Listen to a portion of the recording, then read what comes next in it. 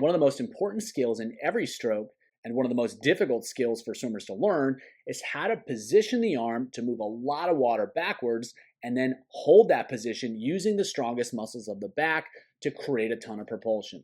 In this video, I'm going to show you one of my favorite strategies to help swimmers learn this skill with a tool that's quick, easy, and pretty much impossible to screw up.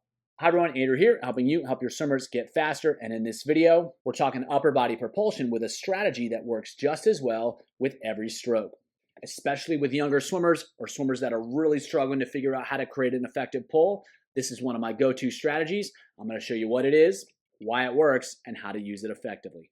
The arms drive propulsion, and so in backstroke, butterfly, freestyle, the arms are doing most of the work.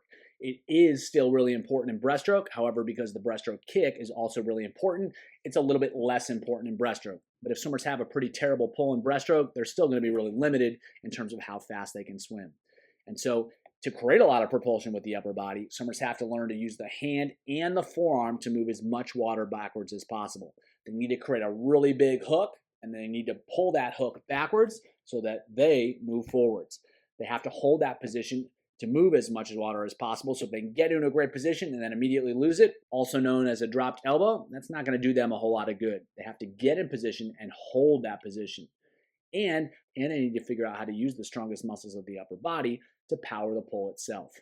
If swimmers can figure out those skills, they're going to go pretty fast because they're going to be creating a ton of propulsion with the upper body.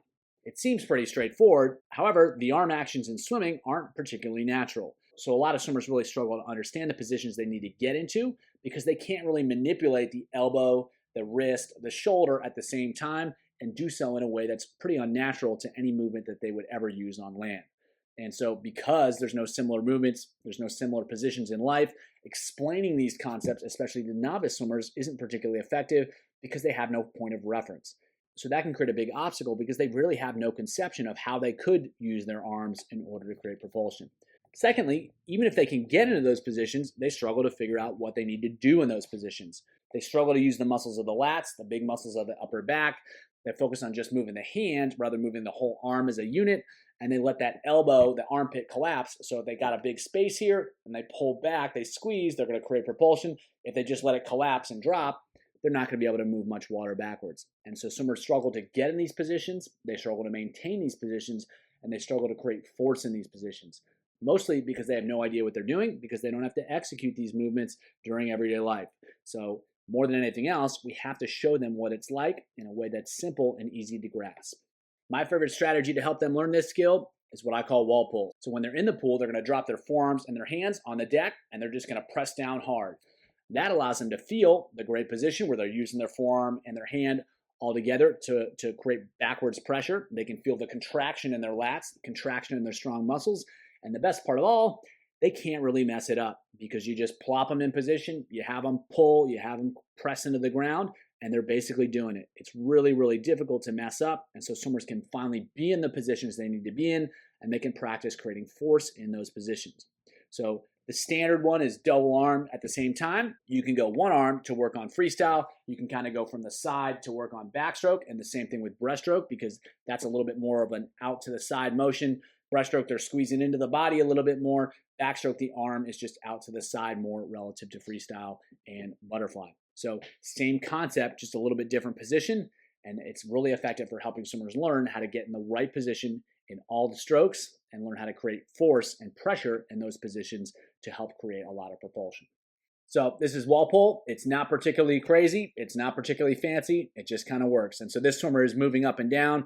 You don't necessarily have to have them move up and down. You can to help them feel the squeeze. You can just have them put pressure into the deck no matter what it is. And you can have them move the hands out. You can have them move the hands out. You can have them move the hands in. Just feel different positions, feel different pressures. And again, you can go this one arm at a time. You can go this both arms at a time. This is a good option for backstroke and breaststroke. Again, there's not a whole lot going on. They're just squeezing straight down. They're feeling the pressure on the whole hand, the whole forearm, and then they're pulling down, they're pressing into the deck to feel the squeeze, the contraction on the side of their body with those big muscles in the chest and the back. As you can probably imagine, doing that once or twice helps them get the idea, but after that, it gets pretty boring. They're not going to learn a whole lot more. So how do you increase the effectiveness of what you're doing if you try to use wall pull? Well, it's not super valuable if you use it just on its own, but when you pair it with other activities, then they can start to apply what they feel during the wall pull into their actual swimming. So you can use it with drills, you can use it with full stroke swimming, you can use it with training aids like a buoy to help them really feel the upper body working. You can use it with resistance, parachute, stretch cords, it doesn't really matter. The idea here is that they're going to try to figure out and feel those skills and then try to make it happen during the actual swimming. The more opportunities they have to do that, the more pairings you have, the more likely it is that it'll start to show up in any of the activities that you choose to do that focus on the upper body. So you can use it to groove skills in the way I just discussed. You do a little bit of wall pull and then you have them swim. You do a little bit of wall pull and then you have them swim. You just keep repeating that. Or you can use it to recapture skills. So if they do some hard work and things have kind of started to fall apart, you go back to some wall pull, you let them feel that again, and then you go back to work, then give them the opportunity to try to make that happen when they're more fatigued, when they're swimming really fast. So rather than using it as an isolated drill, you're using it to make other strategies, other more specific strategies, even more effective. So here are 3 simple sets using that big concept. First one is a freestyle set. They're going to go 6 rounds through, 100 freestyle, descend 1 to 3, 4 to 6 at the same stroke rate, and then 50, descend 1 to 3, 4 to 6 at the same stroke rate. On the 50, they'll take their 100 time, divide it by 2, whatever they go. So if they go a minute, they're going to divide it by 2, which is 30, and then go 2 seconds faster, which is 28. And so to help groove the upper body propulsion, they're going to go 10-second wall pull before each repetition. Next set, they're going to go 4 sets of 450s backstroke with a band. The band is really going to help them put more pressure on the upper body because they can't use the legs to compensate. So first round, they're going to hold the same time and take fewer strokes. Second round, 25 minimized stroke count, 25 build to fast. Descend 1 to 4 at the same stroke count, and then 25 minimized stroke count plus 25 fast. They're going to go wall pull before each repetition. They can really feel that pressure, that position that they're looking for, and then they try to make it happen with the band. And they also have to work the stroke count and the speed. So that will help them better search for solutions. And by adding the wall pull, they're going to get even more information about how they have to pull, how they can pull more effectively to get better stroke counts to go faster. Next set, they're going to go 4 rounds through. They're going to go 325s butterfly, descend 1 to 3 at the same stroke count. And they're going to go 25 butterfly, minimize stroke count and time, and then 25 butterfly fast. So more of a speed set, and they're going to go 10-second wall pull before each repetition so they can feel the position, they can feel the pressure, and then they can try to execute that skill while they're trying to go fast. And again, they're going to get feedback with the stroke counts and the times as to whether they're executing at a high level. This is a really great additive strategy which can make any set a little bit more effective by helping swimmers better feel the positions, better feel the pressure that they need to create in order to create a lot of propulsion. If you want to learn more about how to create propulsion with the upper body, check out the video below.